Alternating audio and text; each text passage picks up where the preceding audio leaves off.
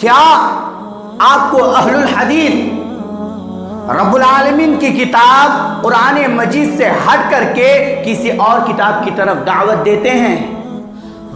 کیا آپ کو اہل الحدیث نبی صلی اللہ علیہ وسلم کی احادیث کو چھوڑ کر کے کسی اور کی طرف دعوت دیتے ہیں؟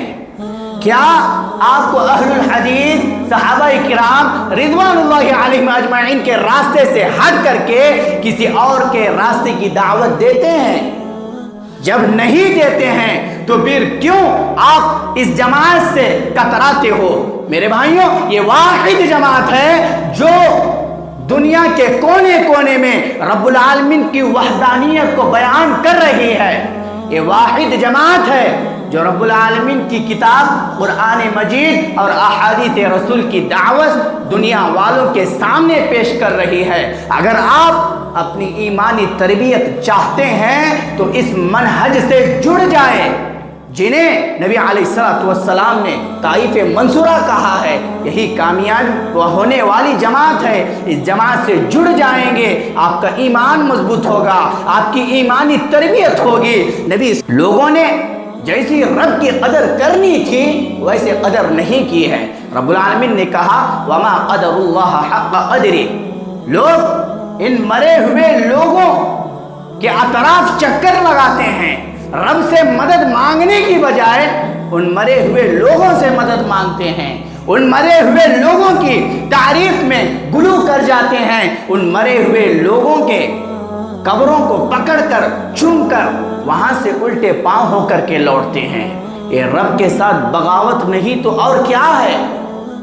یہ ایسی بغاوت ہے کہ رب العالمین جب تک تم سچی پکی توبہ نہیں کرو گے رب تمہیں ہرگز معاف نہیں کرے گا۔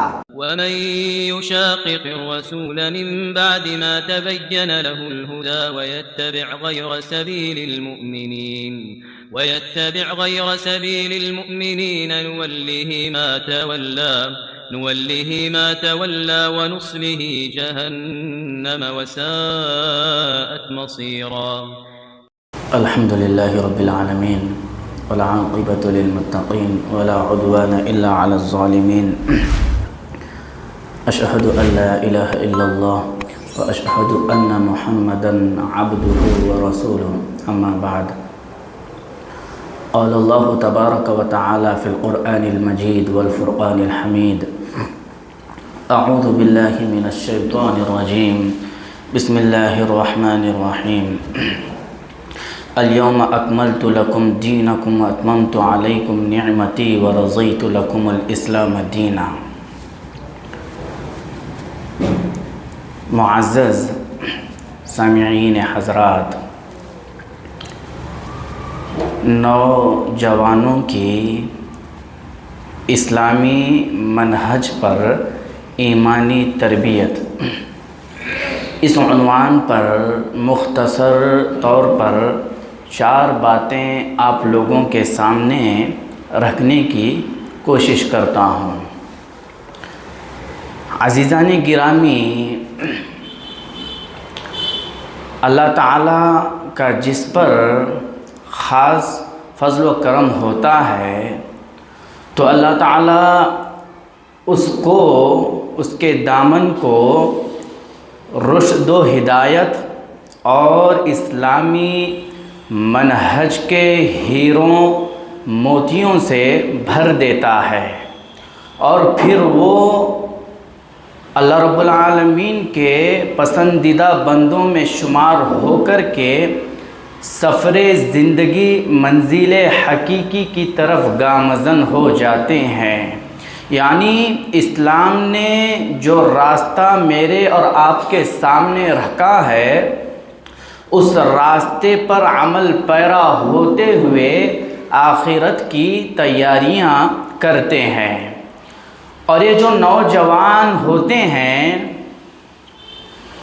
یہ امت مسلمہ کا قیمتی سرمایہ ہے، دعوت و تبلیغ کے علم بردار ہوتے ہیں، اور اسلام نے ہر اعتبار سے ہر ناحیے سے نوجوانوں کی منہجی تربیت کی ہے۔ اب اسلامی منہج پر ایمانی تربیت کا مفہوم کیا ہے؟ اس کا سادے الفاظ میں مفہوم یہی ہے کہ ایمان کے ارکان، اسلام کے ارکان اور عقائد اسی منہج پر ہو، اسی طریقے پر ہو جو صحابہ کرام رضوان اللہ علیہم اجمعین سے ثابت ہے، اسی اصول کے مطابق ہو جو اہل حدیثوں کے اصول جنہیں کہا جاتا ہے اطیعوا اللہ و اطیعوا الرسول، یعنی کتاب و سنت ہی سے وہ عقائد ثابت ہو۔ دین اسلام نے ان عقائد کو مضبوط کرنے پر بہت زور دیا ہے۔ میرے بھائیوں، سب سے پہلی بات جو ہے وہ یہ کہ ایمان یہ اخروی نجات کے لیے بنیادی شرط ہے، اور اس بنیادی شرط کے متعلق اگر میں آپ لوگوں سے پوچھوں تو آپ لوگ جواب نہیں دے سکیں گے، اور آپ لوگوں کا جواب نہ دینا ہی یہ اسلامی منہج پر ایمانی تربیت نہیں ہے۔ اللہ کے نبی صلی اللہ علیہ وسلم سے سوال ہوتا ہے کہ اعمال میں سب سے افضل عمل کون سا ہے؟ بخاری شریف کی حدیث ہے، راوی حدیث حضرت ابو ہریرہ رضی اللہ عنہ ہے۔ جب اللہ کے نبی صلی اللہ علیہ وسلم سے یہ سوال کیا گیا کہ اعمال میں سب سے افضل عمل کون سا ہے، تو نبی علیہ السلام نے کہا قال ایمان باللہ ورسولہ، اللہ اور اس کے رسول صلی اللہ علیہ وسلم پر ایمان لانا ہے۔ اب ایمان لانے کا مطلب کیا ہے؟ کیا ہم صرف زبانی کہیں کہ ہم اللہ اور اس کے رسول پر ایمان لاتے ہیں؟ بالکل نہیں، زبانی کہنے سے کچھ نہیں ہوگا، اپنے اعمال سے، کردار سے، اخلاق سے، اعضاء و جوارح سے بتانا ہوگا کہ ایمان کیا ہے، ایمان باللہ و رسولی کیا ہے۔ صرف زبانی کہیں گے اور دلی تصدیق سے دور رہیں گے، اعضاء و جوارح سے نا بلد رہیں گے، صرف باتیں بنائیں گے، کریں گے کچھ نہیں، تو یہ ایمان نہیں ہے۔ اللہ تعالیٰ نے اس شخص پر جنت کو واجب کر دیا ہے جو کہتا ہے رضیت باللہ ربا وبالاسلام دینا وبمحمد نبیا۔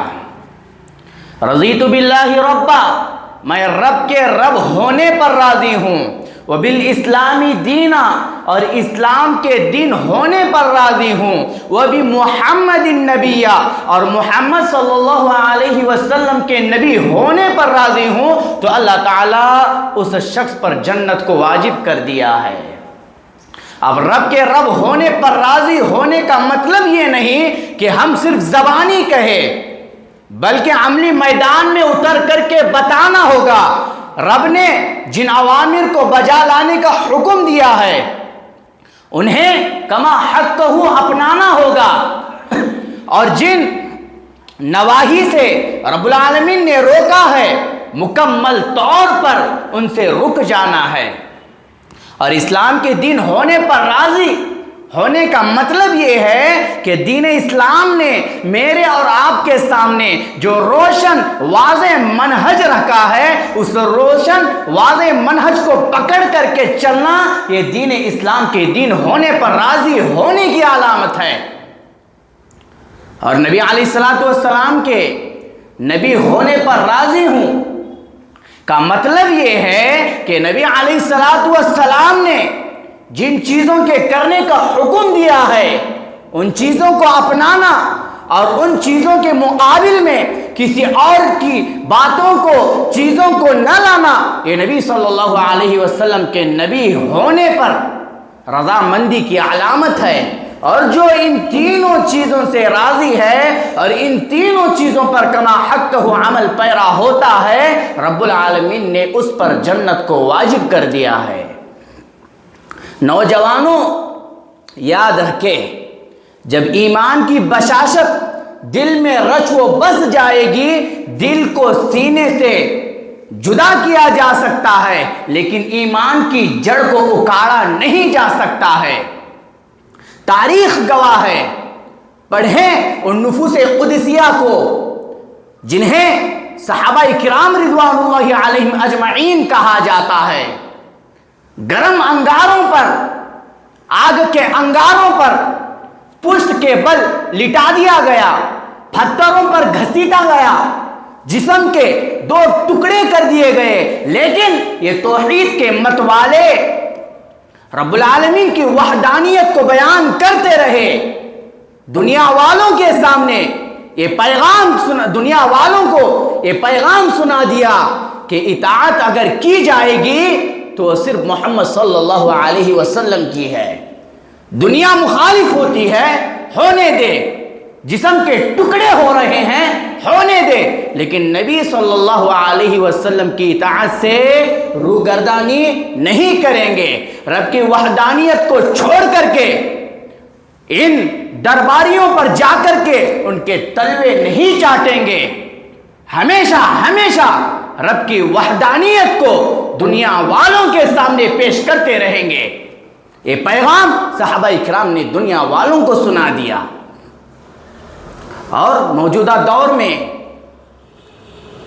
دور کی اگر بات کی جائے، یہ ارتداد کی روح فرساں خبریں کیوں، یہ کلیجہ چیر دینے والی جو خبریں ہمارے سامنے آ رہی ہے، یہ کیوں؟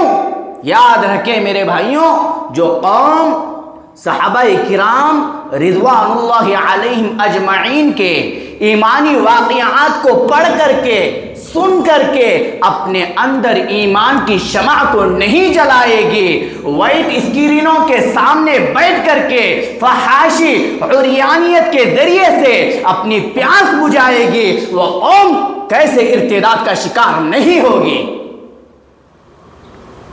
ایکٹیوا گاڑی پر توحید عزتیں لوٹی جا رہی ہے، سوشل میڈیا کے ذریعے سے توحید نیلام ہو رہی ہے، 10,000 کی جاب ایمان کے سودے کی قیمت بن رہی ہے۔ یہ کیوں؟ ان معاملات پر، ان واقعات پر کبھی آپ نے غور کیا؟ کبھی آپ غور کرتے تو آپ کو پتہ چلتا میرے بھائیوں، یہ ایمان کی کمزوری ہے۔ یہ ارتداد کی جو خبریں آپ سن رہے ہیں، یہ ایمان کی کمزوری ہے، علماء کرام سے دوری بنانے کا نتیجہ ہے۔ آپ علماء کرام کے دروس میں بیٹھ کر کے اپنے ایمان کو تازہ نہیں کرتے ہیں، علماء کرام سے دور بھاگتے ہیں، باہر جا کر کے گپے لڑاتے ہیں، دینی مجالس میں بیٹھنے کی کوئی فکر آپ کے اندر نہیں ہے، آپ کے ایمان کو مضبوط کرنے کی فکر آپ کو نہیں ہے۔ یاد رکھیں، یہ علماء کرام ہی ہے جو ایمان کی بشاشت کو آپ کے روح و جسم کے ہر حصے میں اتار دیتے ہیں اور دین پر، منہج پر، اسلام پر قائم رہنے کے، استقامت کے میخے ٹھوک دیتے ہیں، اور آپ انہی علماء کرام سے بھاگ رہے ہو، پھر آپ کیسے اپنے ایمان کی فکر کر پاؤ گے؟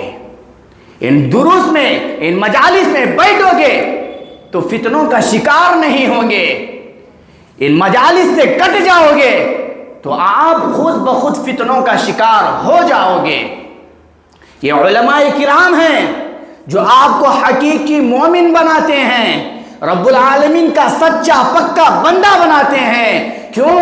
کیونکہ یہ فرمان نبوی صلی اللہ علیہ وسلم علماء کرام پڑھتے ہیں اور عوام الناس کو سناتے ہیں، لا تدخلون الجنت حتی تؤمنوا، رواہ مسلم، تم اس وقت تک جنت میں داخل نہیں ہو سکو گے جب تک ایمان نہ لاؤ۔ یہ پہلی بات تھی میرے بھائیوں۔ اب دوسری بات جو ہے، انسان کی روحانی تربیت کے لیے عقائد اور ایمان کی ضرورت ایسے ہی ہے جیسے انسان کو اپنے آپ کو زندہ رکھنے کے لیے کھانے پینے کی ضرورت ہے۔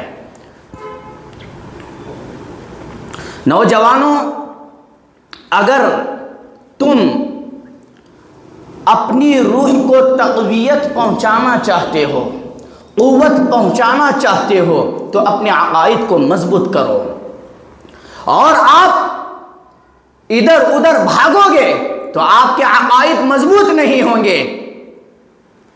دین اسلام کے عقائد کو چوٹ پہنچایا جائے گا۔ آپ کے عقائد مضبوط ہونے کا واحد ذریعہ، واحد حل یہی منہج ہے، منہج اہل حدیثیت ہے، یہی اسلامی منہج ہے۔ اس پر قائم و دائم رہ کر کے ہی آپ اپنے عقائد کو مضبوط کر سکو گے۔ اس منہج پر رہ کر کے اگر آپ نے اپنے اندر ایمان کی بیداری کو نہ پیدا کیا تو یاد رکھے آپ باطل عقائد کا شکار ہو جاؤ گے۔ یہ ایمانی تربیت کا نتیجہ ہی ہے کہ آپ دشمنان اسلام کے پھیلائے ہوئے باطل عقائد سے بچ سکتے ہو۔ یہ اسلامی منہج پر ایمانی تربیت کا نتیجہ ہے۔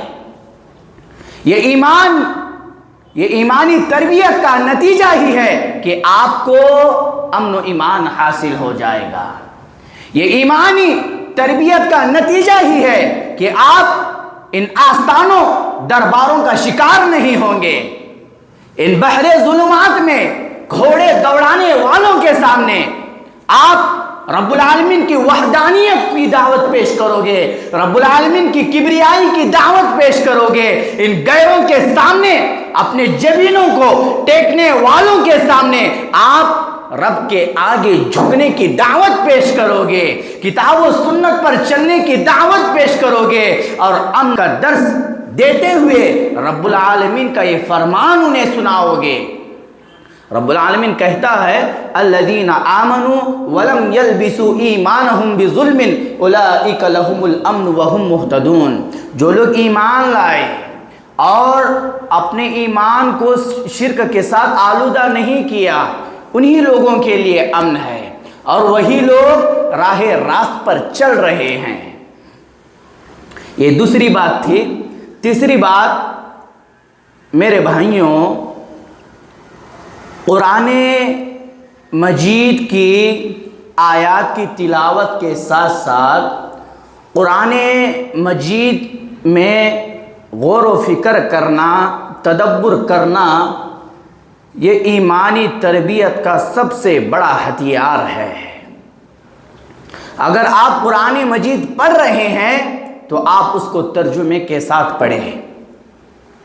آپ ترجمے کے ساتھ پڑھیں گے تو آپ کو پتہ چلے گا کہ رب العالمین ہم سے کیا کہنا چاہتا ہے، رب العالمین ہمیں کن چیزوں سے منع کر رہا ہے۔ جنت جہنم کا تذکرہ آپ کے سامنے ہوگا، آپ جنت والے اعمال کریں گے، جہنم سے دور کرنے والے جو اعمال ہیں ان کو بجا لائیں گے۔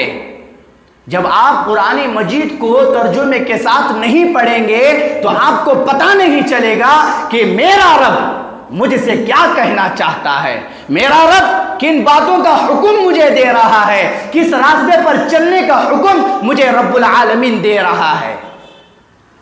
میں نے بہت سے لوگوں کو سنا ہے کہتے ہیں ترجمے سے قرآن مت پڑھیں، یہ ہدایت سے لوگوں کو روکنے کا سبب بن رہے ہیں، ترجمے کے ساتھ پڑھیں گے تو گمراہ ہو جائیں گے، یہ جہالت کی حد نہیں تو اور کیا ہے۔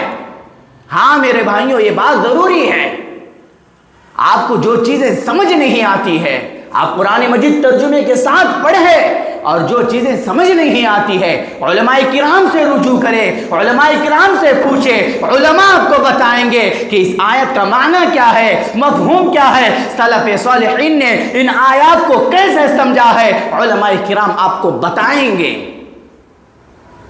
اور آپ کو عقلی گھوڑے دوڑانے اور منطقی فلسفے کرنے کی ضرورت نہیں ہے۔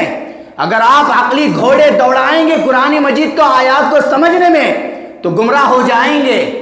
ہاں، رب العالمین کے کتاب کو پڑھنا ہے، معتبر علماء کرام کی تفاسیر کے ذریعے سے، مستند علماء کرام کے ذریعے سے ان کی تفاسیر کو پڑھ کر کے ہی اپنے ایمان کی تربیت کرنا ہے۔ ان کی تفاسیر کو چھوڑ کر کے کسی اور مکتب فکر کے علماء کرام کی تفاسیر کو آپ پڑھیں گے تو یقیناً گمراہ ہو جائیں گے۔ اسی لیے امام ابن القیم رحمہ اللہ کہتے ہیں فَلَا شَيْءَ أَنْفَعُ لِلْقَلْبِ مِنْ قِرَاءَةِ الْقُرْآنِ بِالتَّدَبُّرِ وَالتَّفَكُّرِ مِفْتَاحُ دَارِ السَّعَادَةِ۔ دل کے لیے قرآن کریم میں غور و فکر کرنے سے مفید کوئی چیز نہیں ہے، اور اسی کے ذریعے سے ایمان میں اضافہ ہوتا ہے، ایمانی تربیت ہوتی ہے۔ یہ میں نہیں کہہ رہا ہوں، رب العالمین کا قرآن کہتا ہے انما المؤمنون الذين اذا ذكر الله وجلت قلوبهم واذا تليت عليهم آياته زادتهم ایمانا۔ اللہ تعالیٰ نے کہا مومن وہ ہوتے ہیں جب رب العالمین کا ذکر کیا جائے تو ان کے دل ڈر جاتے ہیں، اور جب رب العالمین کی آیات پڑھی جاتی ہے تو وہ آیات ان کے ایمان کو بڑھا دیتی ہے اور وہ اپنے رب پر توکل کرتے ہیں۔ یہ تیسری بات تھی۔ چوتھی بات میرے بھائیوں، مختصر طور پر نبی صلی اللہ علیہ وسلم کی سیرت، آپ کے اخلاق، عادات، عقائد و شمائل کا مطالعہ یہ ایمان میں اضافے کا سب سے بڑا سبب ہے، کیونکہ رب العالمین نے کہا لَقَدْ كَانَ لَكُمْ فِي رَسُولِ اللَّهِ أُسْوَةٌ حَسَنَةٌ۔ تمہارے لیے جو آئیڈیل اور نمونہ بنایا گیا ہے، جسے نمونہ تمہارے لیے بنایا گیا ہے، وہ محمد صلی اللہ علیہ وسلم ہے۔ ہر معاملے میں، ہر اعتبار سے، زندگی کے ہر موڑ پر نبی صلی اللہ علیہ وسلم ہمارے لیے آئیڈیل اور نمونہ ہے۔ اور ایمانی تربیت کا جو مقصد ہے وہ دلوں میں اللہ رب العالمین کی تعظیم کو بٹانا ہے۔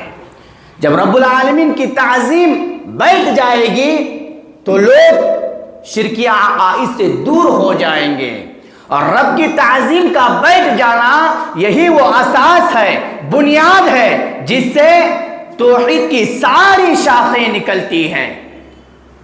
لوگوں نے جیسی رب کی قدر کرنی تھی ویسے قدر نہیں کی ہے۔ رب العالمین نے کہا وَمَا قَدَرُ اللَّهَ حَقَّ قَدْرِهِ۔ لوگ ان مرے ہوئے لوگوں کے اطراف چکر لگاتے ہیں، رب سے مدد مانگنے کی بجائے ان مرے ہوئے لوگوں سے مدد مانگتے ہیں، ان مرے ہوئے لوگوں کی تعریف میں گلو کر جاتے ہیں، ان مرے ہوئے لوگوں کے قبروں کو پکڑ کر چوم کر وہاں سے الٹے پاؤں ہو کر کے لوٹتے ہیں۔ یہ رب کے ساتھ بغاوت نہیں تو اور کیا ہے؟ یہ ایسی بغاوت ہے کہ رب العالمین جب تک تم سچی پکی توبہ نہیں کرو گے رب تمہیں ہرگز معاف نہیں کرے گا۔ اسی لیے میرے بھائیوں، یہ جو منہج ہے اور جو صحیح معنوں میں رب العالمین کی تعظیم کرتا ہے وہ بدعقیدگی کا شکار نہیں ہوتا ہے۔ ہم اہل حدیثوں کو دیکھیں، آپ کچھ جانے بغیر، کچھ سنے بغیر، کچھ پڑھے بغیر ہم اہل حدیثوں پر لعن و تشنیع کیوں کرتے ہو؟ گالیوں کی برسات کیوں برساتے ہو؟ کیا آپ کو اہل الحدیث رب العالمین کی کتاب قرآن مجید سے ہٹ کر کے کسی اور کتاب کی طرف دعوت دیتے ہیں؟ کیا آپ کو اہل الحدیث نبی صلی اللہ علیہ وسلم کی احادیث کو چھوڑ کر کے کسی اور کی طرف دعوت دیتے ہیں؟ کیا آپ کو اہل الحدیث صحابہ کرام رضوان اللہ علیہم اجمعین کے راستے سے ہٹ کر کے کسی اور کے راستے کی دعوت دیتے ہیں؟ جب نہیں دیتے ہیں تو پھر کیوں آپ اس جماعت سے کتراتے ہو؟ میرے بھائیوں، یہ واحد جماعت ہے جو دنیا کے کونے کونے میں رب العالمین کی وحدانیت کو بیان کر رہی ہے۔ یہ واحد جماعت ہے جو رب العالمین کی کتاب قرآن مجید اور احادیث رسول کی دعوت دنیا والوں کے سامنے پیش کر رہی ہے۔ اگر آپ اپنی ایمانی تربیت چاہتے ہیں تو اس منہج سے جڑ جائیں جنہیں نبی علیہ السلام نے طائف منصورہ کہا ہے۔ یہی کامیاب ہونے والی جماعت ہے۔ اس جماعت سے جڑ جائیں گے، آپ کا ایمان مضبوط ہوگا، آپ کی ایمانی تربیت ہوگی۔ نبی صلی اللہ علیہ وسلم نے مکی آیات کو اگر آپ پڑھیں گے، اس میں ایمانیت کا زیادہ ذکر کیا گیا ہے۔ نبی صلی اللہ علیہ وسلم نے صحابہ کرام کے دلوں میں سب سے پہلے ایمان و عقیدے کو راسخ کر دیا، مضبوط کر دیا۔ اس کے بعد صحابہ کرام رضوان اللہ علیہم اجمعین رب العالمین کی رضا کی خاطر ہر قسم کی قربانی دینے کے لیے تیار ہو گئے۔ میرے بھائیوں، اس منہج سے جڑ کر کے اپنی اصلاح کیجئے اور اپنے اہل و عیال کی بھی فکر کیجئے۔ یہ کوئی غلط قسم کی تحریک یا دعوت نہیں ہے، یہ وہی دعوت ہے جسے نبی علیہ السلام نے صحابہ کرام رضوان اللہ علیہم اجمعین کے سامنے پیش کیا ہے، اور آج وہی دعوت ہم آپ لوگوں کے سامنے پیش کر رہے ہیں۔ اس دعوت کو تعصب سے باہر ہو کر کے اللہ رب العالمین کی رضا کی خاطر قبول کرے اور کتاب و سنت پر عمل کرنے والے بن جائے۔ جو کچھ باتیں آپ لوگوں کے سامنے کہی گئی ہے، اللہ تعالیٰ سے دعا ہے کہ اللہ تعالیٰ مجھے اور آپ کو ان باتوں پر عمل کرنے والا بنائے۔ آمین۔ وآخر دعوانا ان الحمد للہ رب العالمین۔